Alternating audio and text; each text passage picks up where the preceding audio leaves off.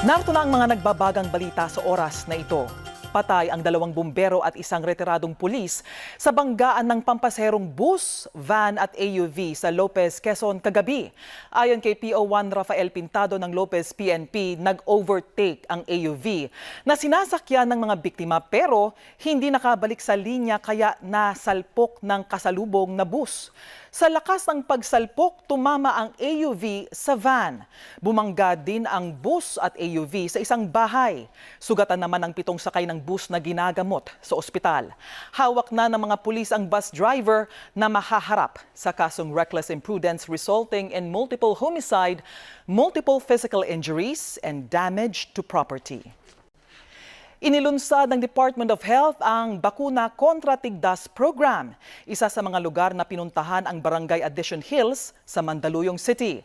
Ayon kay Health Secretary Francisco Duque, target na mapabakunahan ang mga estudyante lalo't walang pasok.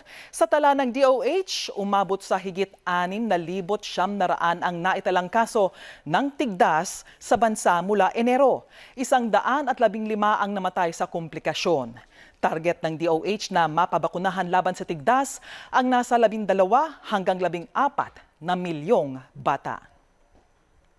Binulabog ng 3 malakas na pagsabog ang bahagi ng Patikul Sulu sa kasagsagan ng medical mission ng Special Forces and Civil Military Operations ng Armed Forces of the Philippines. Nangyari ang pagsabog malapit sa elementary school sa barangay Tanum.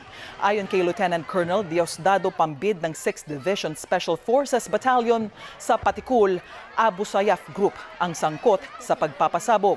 Walang nasugatan sa pagsabog pero kinondena ng AFP Western Mindanao Command ang pananakot ng mga bandido. Manatiling nakatutok sa ABS-CBN, ANC, DZMM, news.abs-cbn.com at patrol.ph para sa iba pang nagbabagang balita. Ako po si Jasmine Romero at narito na ang mga balitang dapat abangan mamaya sa TV Patrol Weekend. 2 bumbero, isang retiradong pulis, patay sa karambola. Pagsasabatas ng rice tarification, ikinagalit ng mga magsasaka. Panibagong dagdag presyo sa petrolyo, nakaamba sa susunod na linggo. Rising Stars, nagpasiklab agad sa pag-arangkada ng NBA All-Star Weekend. At Miss Universe Catriona Gray, balik Pilipinas, pero homecoming activities sa Miyerkules pa. Ang detalye, mamaya sa TV Patrol Weekend.